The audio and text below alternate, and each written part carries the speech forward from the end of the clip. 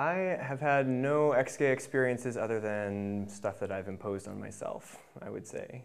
I think that a lot of times people get kind of trapped in ways of thinking and patterns that can be pretty limiting to them. And I was experiencing that all the way through high school and almost all the way through college as well. And just a year and a half ago, then I came out.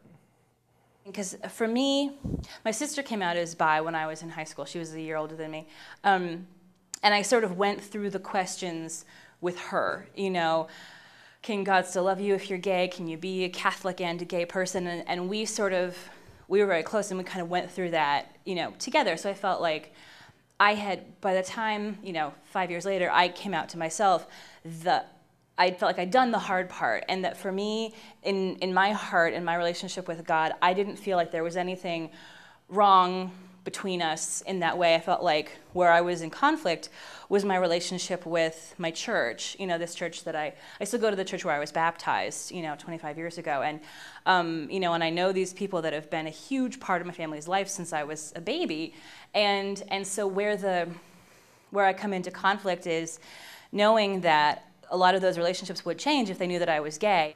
Well, I think that a lot of it has to do with that's the default, the way that Christians think they're supposed to think about being gay and being Christian, and not allowing those two to overlap and to have any sort of unity between the two of them.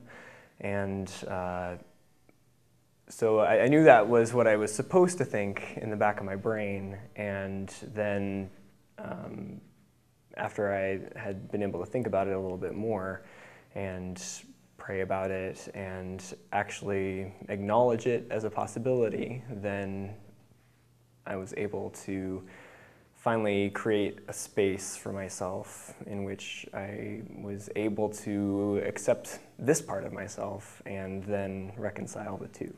One of the things that I've been really inspired by here is, you know, listening to both in the presentations and just kind of people talking about how we interpret the Bible sort of according to our own stories. And you know, I work at my church. I work with teens, and I've counseled Catholic teens who are coming out or questioning their sexuality in high school, and I feel like you know, to be able to have some better tools to help them in a way that I didn't have when I was that age, I think is something.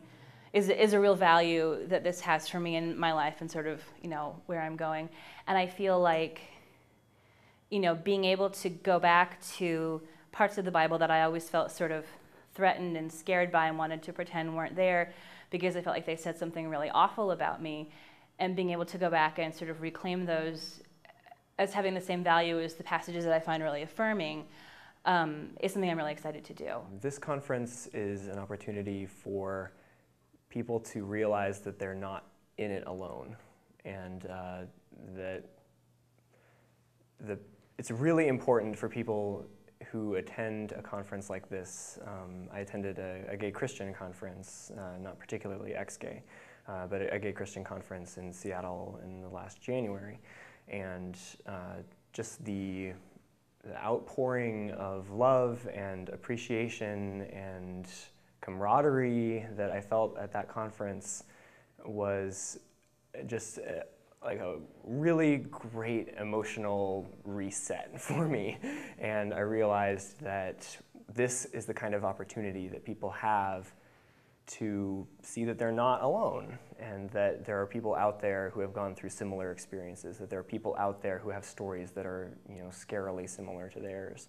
And in whatever way, you know, I can participate in that, it benefits me, it benefits everybody else here at the conference. So that's why I'm here. Well, this was a really big step for me. You know, this was, coming here was the first time that I've been anywhere in a room with more than one other gay Christian. I have a good friend that I'm here with who belongs to the Gay Christian Network, and he's really active with them and has a lot of friends to that group. And it's totally new to me, you know, but he thought, you know, he said, I think it's really important for you to sort of come and hear these people's stories and be with people who sort of get you.